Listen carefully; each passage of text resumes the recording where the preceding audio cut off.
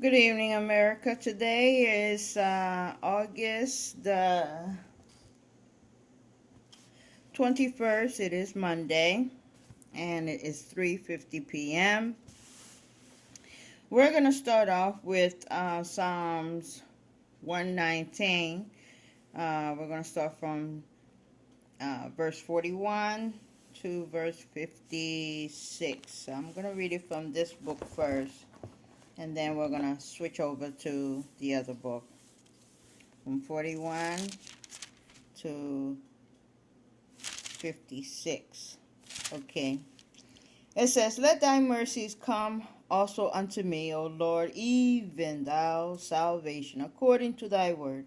42. So shall I have wherewith to answer him that reproacheth me, for I trust in thy word. 43. And take not the word of truth utterly out of my mouth, for I have hoped in thy judgment. 44. So shall I keep thy law continuously forever and ever. 45. And I will walk at liberty, for I seek thy precepts. 46. I will speak of thy testimony also before kings, and will not be ashamed. 47. I will delight myself in thy commandments, which I have loved. 48. My hands also will I lift up unto thy commandments, which I have loved, and I will meditate in thy statutes. 49. Remember the words unto thy servant. Remember the words unto thy servant, upon which thou hast caused me to hope. Amen. 50. This is my comfort in my affliction. Amen. For thy word has quickened me. 51. The proud have had me greatly in diversion, yet have I not declined from thy law. Amen. 52. I remember thy judgment of old, O Lord, and have comforted myself. Amen. 53. Horror has taken hold upon me because of the wicked that forsake thy law. Yes, Father. Horror has taken hold upon me because of the wicked that forsake thy law. 54. Thy statutes have been my songs in the house of my pilgrimage. 55. I have remembered thy name, O Lord, in the night, and have kept thy law. 56. This I had, because I keep thy precepts. Okay, let's go to here. From 41. Let your steadfast love come to me, O Lord, your salvation according to your promise. 42. Then I shall have an answer for those who taunt me, for I trust in your word. 43. Do not take the word of truth utterly out of my mouth, for my hope is in your ordinances. 44. I will keep your law continuously forever and ever. 45. I shall walk at liberty, for I have sought your precepts. 46. I will also teach of your decree before kings, and shall not be put to shame. 47. I find my delight in your commandments, because I love them. 48. I reverence your commandments, which I love, and I meditate on your statutes. 49. Remember your words to your servant, in which you have made me hope. 50. This is my comfort in my distress, that your promise gives me life. Amen. 51. The arrogant utterly derive me, but I do not turn away from your law. 52. When I think of your ordinances from of old, I take comfort, O Lord. Amen. 53. Hot indignation seizes me because of the wicked, those who forsake your law. Yes, Father. Hot indignation seizes me because of the wicked, those who forsake your law. 54. Your statutes have been my song wherever I make my home. Amen. 55. I remember your name in the night, O Lord, and keep your law. 56. This blessing has fallen to me, for I have kept your precept. Amen. Okay, that is the beginning. And we're going to be talking about punishment. Again, we are on section D. We read about disease as one of the punishment God brings against the nations. Second Chronicles 26, the entire chapter. Today we will read about defeat is another punishment brought against the nations for defiling or forsaking his laws. And that will be from Second Chronicles chapter 12, where we are today. Second Chronicles chapter 12. There we are. Okay. And I will be flip-flopping. Hope you don't mind. It's the story of my life. Flip-flopping from one to the other. Shishka, king of Egypt, attacks Jerusalem and Rehoboam's death. Now Rehoboam had gotten a set of instructions in chapter 11. I will read those small set of instructions in chapter 11 that Rehoboam received from the Lord. Okay? And I will read from, we're supposed to be reading chapter 12, but I want to make sure that you understand the instructions given unto Rehoboam and the reason why in chapter 12 he was punished for it. All right, so God instructed Rehoboam not to war against Israel in chapter 11. The priests and Levites moved to Judea, and Rehoboam's family is also discussed in chapter 11. But we're not going to read all of chapter 11. We're just going to read verse 2, 3, and 4, because those were the instructions that God gave Rehoboam. And these instructions are olive for commandments, and verse 3 and 4 is all uppercase lettering, and here it is. But the word, verse 2, chapter 11 of Second Chronicles. But the word of the Lord came to Shemaiah, the man of God, saying, here comes the uppercase lettering. Speak unto Rehoboam, the son of Solomon, king of Judah, and to all Israel in Judah and Benjamin, saying, more uppercase lettering, verse 4. Thus saith the Lord, ye shall not go up, nor fight against your brethren. Return every man to his house, for this thing is done of me. This is my command. This is what I instructed. This comes from me. Do not fight against your brethren. And verse 4 is a split verse. It's part olive for commandment and part red for discipleship. I will read 4 again. Thus said the Lord, ye shall not go up, nor fight against your brethren. Return every man to his house, for this thing is done of me. Okay, and the red part says, and they obeyed the words of the Lord and returned from going against Jeroboam. Okay, now let's start chapter 12. Shishka, king of Egypt, attacks Jerusalem. Rehoboam's death. All right. The first 5 verses are black for sin. Verse 5 has some uppercase lettering in it. We have orange for your faith, gold for prophecy. We have a lot of silver for history, and we have only 16 verses in this chapter here. So let's begin. And it came to pass when Rehoboam had established the kingdom and had strengthened himself, for he forsook the law of the Lord and all Israel with him. So he began to forsake God, and all of Israel accompanied him in this forsaking of God. In one chapter they obeyed, now they all of a sudden are forsaking God. 1 minute they're obeying, the next minute they're forsaking. It sounds like the Israelites when they were coming out of Egypt. 1 minute they're sorry, 1 minute they're obeying, next they're sinning and revoking and provoking God. Then they're punished, then they obey again for a short while, then they complain some more, then they are punished, then they obey. It's just a vicious circle. Okay, so this king obeyed in one chapter. Now he decides that he's not going to obey, and all of Israel follows behind him. Okay. All right. So let me read it from here. When the rule of Rehoboam was established and he grew strong, he abandoned the law of the Lord, he and all Israel with him. So he was not alone in this action he took. All of Israel was along with this king. All right.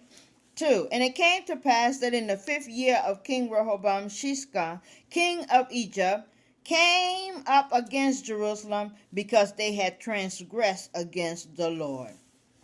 Verse 2. In the 5th year of King Rehoboam, because they had been unfaithful to the Lord, King Shishka of Egypt came up against Jerusalem. 3. With 1,200 chariots and 70,000 horsemen, and people were without number that came with him out of Egypt. So now this was a huge mega army coming against him. This is like a sea of army coming against him. For what?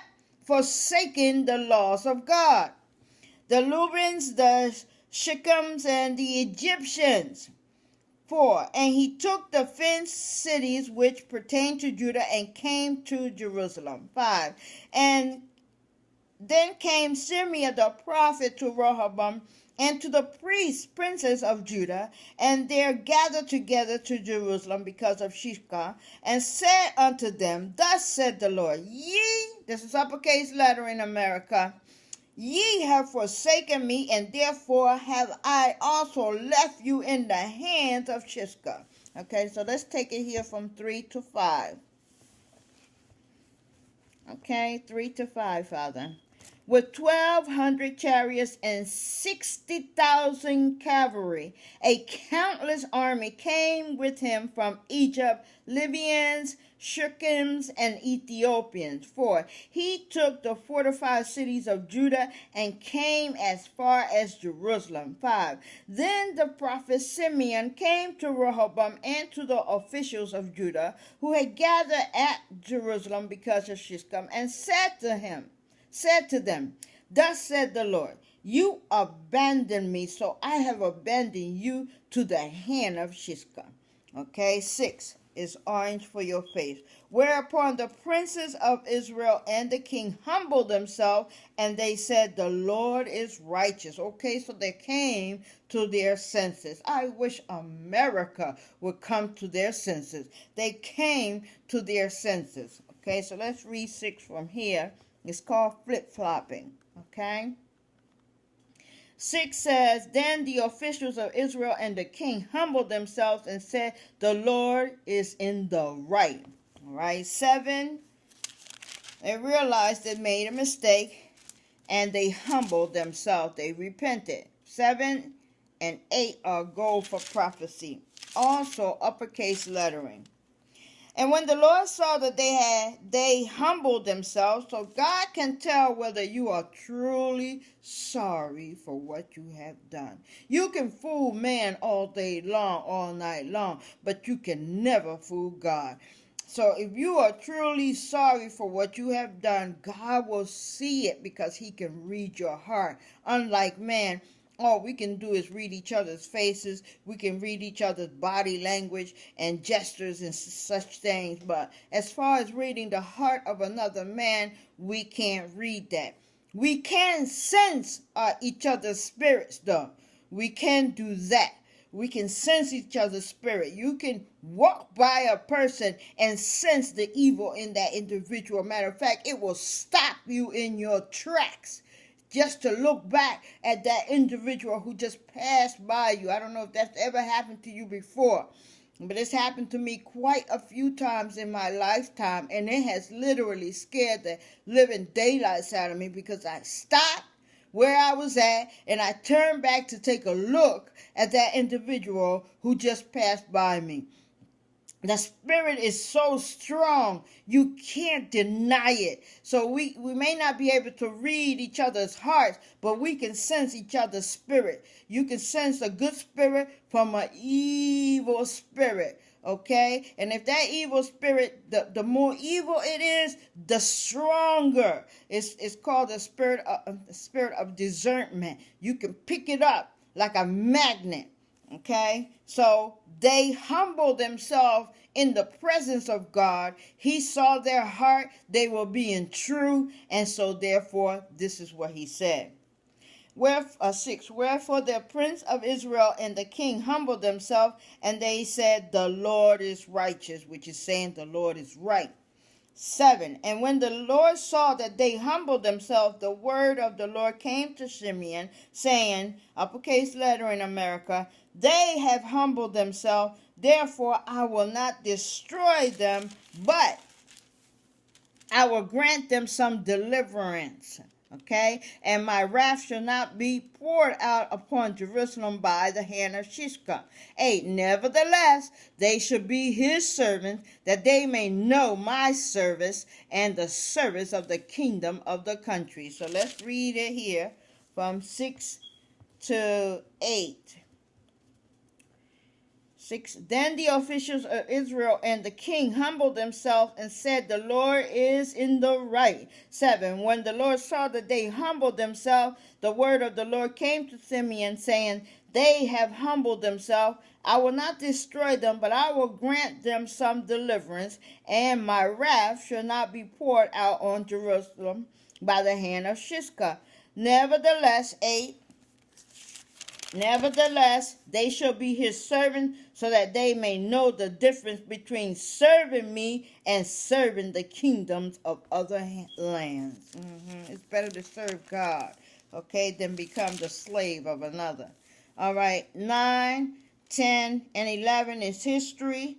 And it says, so Shishkam, king of Egypt, came up against Jerusalem and took away the treasures of the house of the Lord and the treasures of the king's house. He took all. He carried away also the shields of gold which Solomon had made. 10. Instead of which King Rehoboam made shields of brass and committed them to the hands of the chief of the guard that kept the entrance of the king's house. 11. And when the king entered into the house of the Lord, and guard came and fetched them and brought them again into the guard's chamber. So let's read from 9 to 11 here. 9, Father. Okay, so King Shishka of Egypt came up against Jerusalem. He took away the treasures of the house of the Lord and the treasures of the king's house. He took everything. He also took away the shields of gold that Solomon had made. 10. But King Rehoboam made in place of them shields of bronze and committed them to the hands of the official of the guard who kept the doors of the king's house. 11. Whenever the king went into the house of the Lord, the guard would come along, bearing them, and would then bring them back to the guard room. 12. It's orange for your faith. And when he humbled himself, the wrath of the Lord turned from him, that he would not destroy him altogether. And also in Judah things went well. 12. Because he humbled himself, the wrath of the Lord turned from him, so not as to destroy them completely. Moreover, conditions were good in Judah. 13 is silver for history. 14 is black, and 15 and 16 is additional silver for history. So King Rehoboam strengthened himself in Jerusalem and reigned, for Rehoboam was 140 years old when he began to reign, and he reigned 17 years in Jerusalem, the city which the Lord had chosen out of all the tribes of Israel to put his name there. And his mother's name was Naamah, or an Ammonitess. Okay. 14. Black. And he did evil because he prepared not his heart to seek God. See? It's a vicious circle. 1 minute you're paying attention to the word, 1 minute you're obeying, and then the next minute you're back to doing evil again. Sounds like the Americans. Okay? And let's not talk about that right now. Okay, 15. Now the acts of Rehoboam, first and last, are they not written in the book of Simeon the prophet, and of Idol the seer concerning genealogies. And there were wars between Rehoboam and Jeroboam continuously. And Rehoboam slept with his father and was buried in the city of David, and Abijah his son reigned in his stead. Okay, so let's take it here from 13. 13, Father. Here it is. Death of Rehoboam.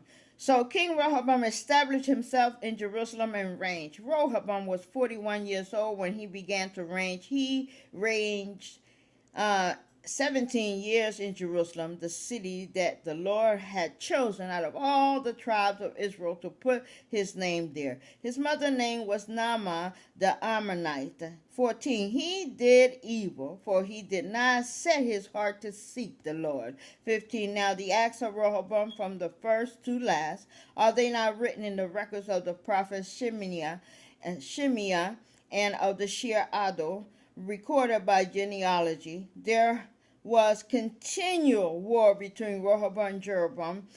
16. Rehoboam slept with his ancestors and was buried in the city of David, and his son Abijah succeeded him. So the moral of the story here is, America, is that when God gives you instructions, you have to follow those instructions clearly to the letter, dotting every I, crossing every T. If he tells you don't bother your brother, don't bother your brother. Don't not bother him for a little while and then let the evil thoughts come through your mind, and then you're back to bothering your brother. You're constantly fighting back and forth, back and forth. That is no good. You're either going to follow the Lord wholly or you're not. Okay? You're either going to be sorry and humble yourself completely or you're not. And you can tell by this king that he was not really following God. He would obey for a little while, and then next thing he will fall off the scale. Don't be like that, America. Don't be like that. If you're going to follow God, don't follow some of his rules. Follow them all. Follow all of them. Because even if you try to follow all of them, it's not going to make you a saint, and it's not going to make you sinless. Because we're going to be sinful till the day we die. Every day is a struggle to stay in the good graces of God. But we ought to at least make a sincere effort to stay in his good graces so that we may stay protected, so that we may be well and things may be well with us. But if we as a nation forsake God totally, there is a terrible, horrific price to pay for that. A horrific price, America. And I don't think you're quite ready to fight with the Lord, because when you fight with God, you know it is a divine intervention. You know it's not your brother from Korea. You know it's not your brother from any other continent. You know it is God himself punishing us as a nation of people. And even in the midst of his punishment, he will always look out for his own. He can step on a piece of property, and in between his toes can be the ones that he saved. That's how good he is. And his feet are bigger than yours and mine. Okay? So let's go through our list here. Remember our list. We're supposed to be following this here. We're supposed to be getting this prepared. We're supposed to be gathering our things just in case, not just in case, for when the time comes, we don't have to be sitting around looking like fools. We can gather our things and make our way to whatever the Lord puts in your spirit. Because on that day, angels are going to be coming down here in great numbers. Some will be to rescue you. Some will be to pick you up. For those who are being rescued, that angel will lead you to safety. That angel will touch you somewhere on your body and tell you exactly which direction to go. It will be your personal spiritual navigational system. Let it be that you have everything you need and that you will be able to survive. Okay? Being prepared means being equipped with the proper supplies you may need in the event of emergency or disaster. It is coming, no doubt. It is coming, America. Don't be among those like the 5 virgins that were not ready. Be among the 5 wise virgins that had what they needed, and when the bridegroom came, they were ready. Okay? Keep supplies in an easy-to-carry emergency preparedness kit that you can use at home or take it with you in case you must evacuate. And this is why I'm saying to you, if you have a car, don't let that car from the first day I gave you this emergency list, you should have started keeping your car on half full. I've been doing that. Every time my gas tank start looking like it's going below half, I put $5 or $10 in it, keeping it at least half full. And when it's time to fill it up again, all I have to do is go halfway. Now it's full. Once you keep your gas tank at full, try to keep it like that. Okay, because it's better to have a half a tank than no gas at all. And it's even better to have a full tank almost than no gas at all. So either way, you better off with a half a tank or a full tank. You can at least travel a ways to the next gas station that doesn't have such a long line. And as you saw in New York, when those lines get very long at the gas station, it's a hostile situation. Okay? And it's not going to be any different than that. It's going to be worse. All right? So keep your supplies in an easy-to-carry emergency preparedness kit that you can also use at home or take with you in case you must evacuate. Get that 64-quart container that they have a sale on for $9 now. You can get the smaller one for $5. Okay, at a minimum, you should have basic supply listed below. Water, 1 gallon per person per day. 3-day supply for evacuation. 2-week supply for home. If you don't like carrying the big gallons, get the packs that have 24 bottles in it. That's just as good. You waste less water that way and still have some gallons, because you will need gallons. So you will need water to drink, you will need water to cook.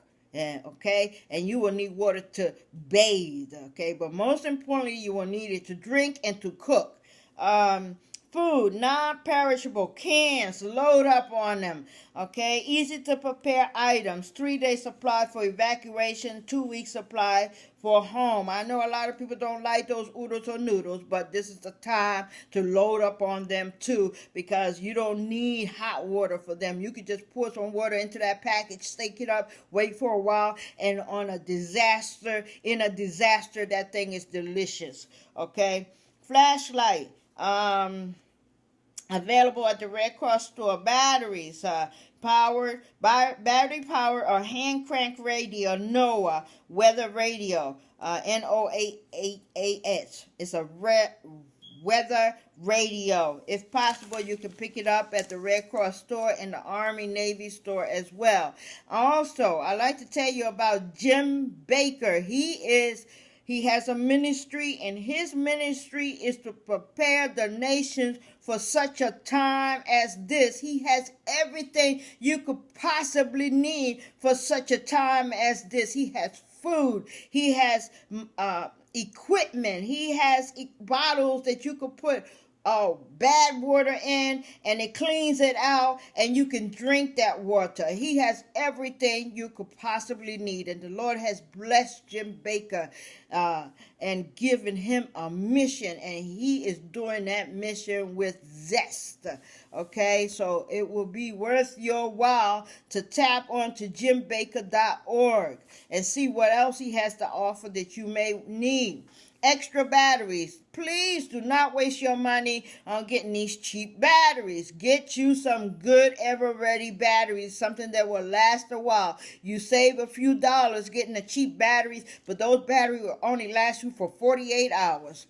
First aid kit, ARCS, available at Red Cross store. Medications. Many of us I take medication too. 7-day supply and medical items. Multi-purpose tools. You can go to the French store, and they always have tools on sale. Sanitation and personal hygiene items. Don't get those little small packages of toilet paper. Get the big packages, 32 rolls, and keep that roll unused. Buy two, one for you to use now and one for emergency. Um, uh, Copies of personal documents, medical lists, and pertinent medical information, proof of address, deed, lease to house, passports, birth certificate, insurance policies, cell phone with your charger in case in case there is electricity, just in case, but most likely there won't be. Family and emergency contact information, extra cash, I can't repeat that enough. Extra cash, because if there's no electricity, you will not be able to go to the ATM machine and withdraw anything, and in such a situation, it is not safe. Okay, emergency blanket, ARCS, available at the Red Cross store. Maps, that's something you should always have in your car anyway. I have at least 3 maps in my glove compartment. Consider the needs of all your family members and add supplies to your kit. Suggested items to help meet additional needs are medical supplies, hearing aid with extra batteries, good batteries, spend a little money for them. Glasses, contact lenses, syringe. Make sure for those of you who are diabetic, make sure you have enough your diabetic machine. For those of you who are on dialysis, they have those portable dialysis machines now. Make sure that you know where yours is and that you have everything that you need to use it, because on this day, you will have to need it. You will need it, America. Baby supplies for those who have little ones, bottles, formulas, diapers, food, games and activities for your children to help take their mind on what's happening in the world. Pet supplies for those who have beasts, your collars, leash, bow, food for your beasts, two-way radio, extra set of car keys and house keys, manual can opener, not one but two, additional supplies to keep at home or in your survival kit based on the type of disaster. You will need a whistle, not one but two, N95 or surgical masks, matches, rain gear, towels, work gloves, tool supplies for securing your home, if you have time to secure your home, extra clothing, hats, and sturdy shoes. You don't know, you may have to head to the mountains, so you need sturdy shoes, not heels, ladies. Plastic sheeting, duct tape, scissors, household liquid bleach, don't worry about the brand, entertainment item, blankets or sleeping bags, very important. Your first aid kit, 2 absorbent compress dressing. These are the minimum now. You can always add more to these items. 2 absorbent compress dressings, 5x9 inch, 25 adhesive bandages, assorted sizes, 1 adhesive cloth tape, 10 yards by 1 inch, 5 antibiotic ointment packages, approximately 1 gram, 5 antiseptic wipe packages, 2 packages of aspirin, 81 milligrams each, 1 blanket, space blanket, ARCS, available at Red Cross store, 1 breathing barrier with a one-way valve. I keep saying that to you, with a one-way valve. 1 instant cold compress, more if you can afford it. 2 pairs of non-lactic gloves, size large, more if you can afford it. 2 hydrocortisone ointment packages, approximately 1 gram. Scissors, this is the different pair of scissors just for the first aid kit. 1 roll of bandages, 3 inches wide. 1 roll of bandages, 5 inches wide. 5 Sturgold pads, 3x3 inch ARCS, available at the Red Cross store. 5 Sturgold pads, 4x4 inches. Oral thermometers, ladies and gentlemen, no mercury, no glass. 2 triangular bandages, tweezers, and your first aid kit instruction bandages. There's one other thing here that I think every first aid kit should have, and that's antibiotics, because people get hurt in a disaster, and a shot of antibiotics would save a lot of lives. And I'm hoping that the president will consider such a thing and will allow doctors to at least give each patient one prescription of antibiotics to add to their first aid kit. That is all for today, America. The times are of great evil. There's a reason why God does what he does. And if you're going around ignoring those that are truly giving the message to God, and tapping on to everything on YouTube that has absolutely nothing to do with God, you will miss out on survival. I'm telling you, this is not the time to be avoiding the gospel of Jesus Christ. Thank you very much for joining us here at Spiritual Water. My name is Brenda Guerrero. As always, may the peace of God be upon your pay. May the protection of God surround thee, and may the will of God come from thee. Until the next time, have a wonderful day.